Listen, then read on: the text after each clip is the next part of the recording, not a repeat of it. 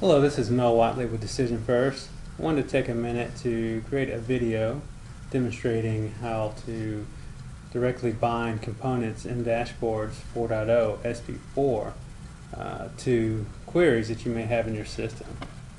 Let's first go ahead and open up Dashboards.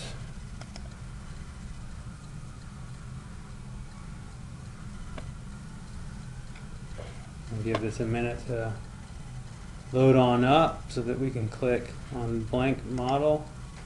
Well, this new is grayed out, we can't, but now we can. Here we go. So our first step is to add queries. So we'll click on our query browser here.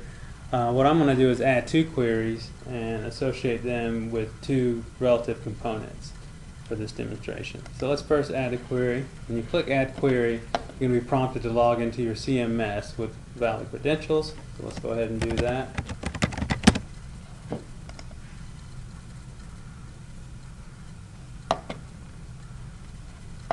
Okay.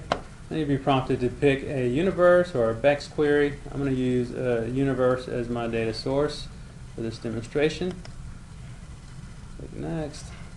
When you do that, all the universes that you have access to based on your security profile are populated.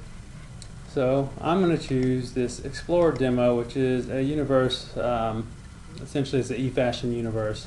It's a demo I've used for other demos, so I'm going to use it today as well.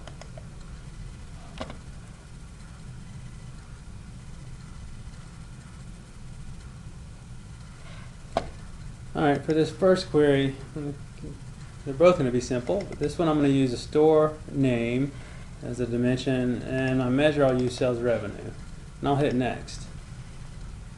You see that the data is populated, it's a good check there. Looks correct, so let's move forward. I can hit next or I can hit OK. Right now let's hit OK and go back to bringing in my second query. So I'm going to click add query here. And again, I'm going to choose the exact same universe that I chose before. Don't have to, but that's what I'm going to do today. But this time, I'm going to use this time period. I'm going to use a quarter as my dimension. And again, I'm going to use sales revenue as a measure here. And click next. Alright, see the values have populated. The data has populated there. I'm going to hit next this time. And it takes you to your usage options here.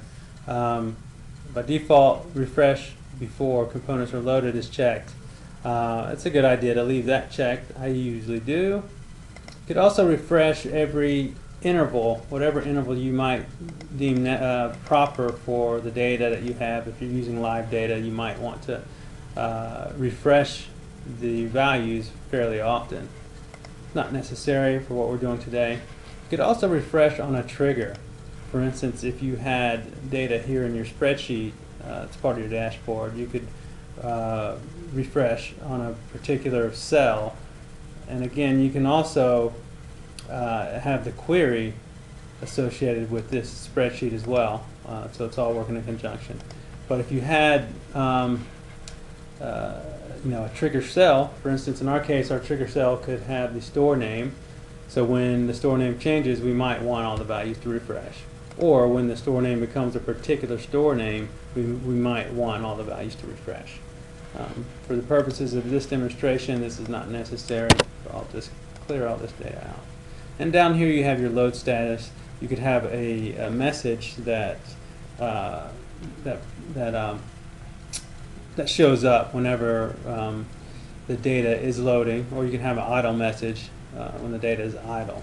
You can also click this enable load cursor. I like to do that. You'll have an hourglass that shows you the system is working. Let's click OK here. So now we've associated two queries with this dashboard.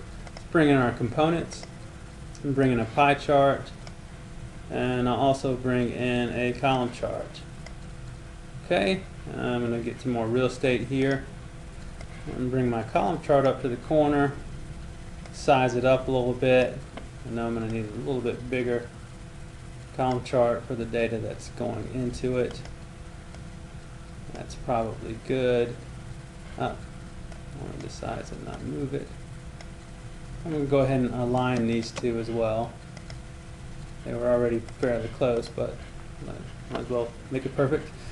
Alright, so let's go ahead and bind our data. Alright, on our column chart I want to show sales revenue by store. I don't need a sample or a subtitle there, so I'm going to erase that. I'm going to bind this by series as well. First thing I need to do is click this plus mark to add a series, and it's just going to show my sales revenue. So that is what I'm going to name it.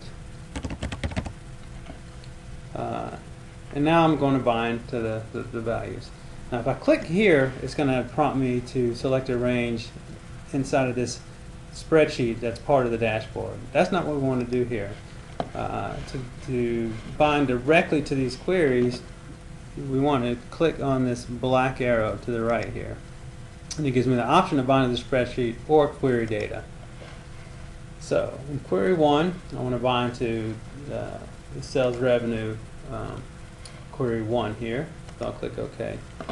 And you see that we have a bar chart that's starting to look like something usable. And next, I'm going to go ahead and bind again to query 1 and the store name, so that the store names populate and the category labels. Okay. Next, we're going to go ahead and use this pie chart. I'm going to make it a little bit bigger. Yeah, there we go. And name this pie chart. Here, I want to show sales revenue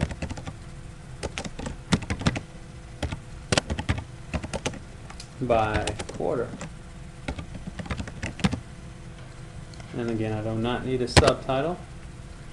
And these values I'm going to pick from the second query. Be careful here to make sure you choose the correct query when you have different components going to different queries. The measures are aggregated at different levels depending on the dimensions associated with them.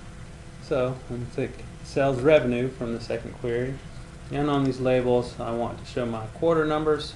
So again, query 2, and I'm going to choose quarter and click OK, and you see the quarter numbers show up there as my labels. So there you have it. We have created a dashboard and bound the data in the dashboard to queries in your system. There we go. It is previewed properly. Just wanted to show a quick demonstration of that. I'm going to go ahead and give you some contact information here. Feel free, if you have any questions, to email me or contact me on Twitter.